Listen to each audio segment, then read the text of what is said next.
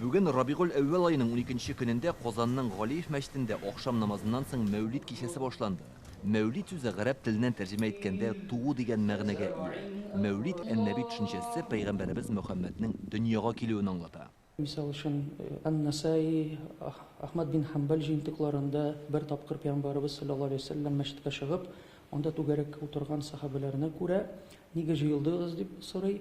Без зикр кылырга, ислам өчен хәмд, шөкр, рәхмәт әйтәбез Раббыбызга һәм сине җибәргән өчен Раббыбызга хәмд, саналар, рәхмәтләр укып утырабыз дип әйтә. Бу елы Мәүлид кичәсенең яңалыгы да бар. Бирдә Мөхәммәд пәйгамбәр нәселеннән булган Сәйид Дауд Сөйнов та килгән. Ул нәшидләр һәм мөнәҗәтләр башкара. Аның аһәңле тавышы бүгенге чараны тагын да бизи. Ул безне коткарды, ул безне зөлмәттән ярыклыкка, яктылыкка чыгарды.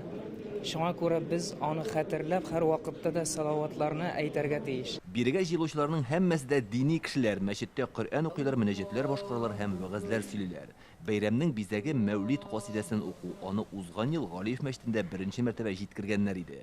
Бу кичәнең әһәмияте бик зур ди килгән кунаклар. Безнең халык бу ойны элек-электән зурлаган, элек-электән бергәләп җыелган, аерым мөнәҗәтләр әйткән, аерым салаватлар әйтә торган булган. Кешелек дөньясы, дөньяга туган сабыйлары илә шатлана сөенә, бу зур сөенеч.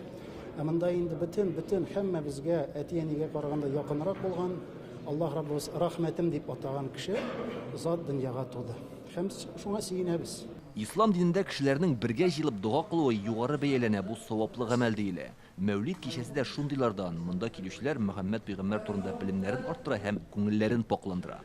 Мөселманнар өчен Мәүлидне хиҗри буенча Рабигуль әүвәл ай дәвамында үткәрү гасырлардан килгән күркәм гадәт. Быел ул 15 октябрьгә кадәр дәвам итә.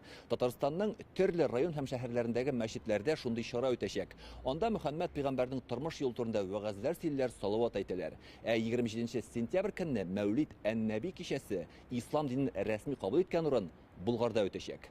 Илдар Сафиуллин, Алмаз Зиятдинов, Яңа гасыр каналы.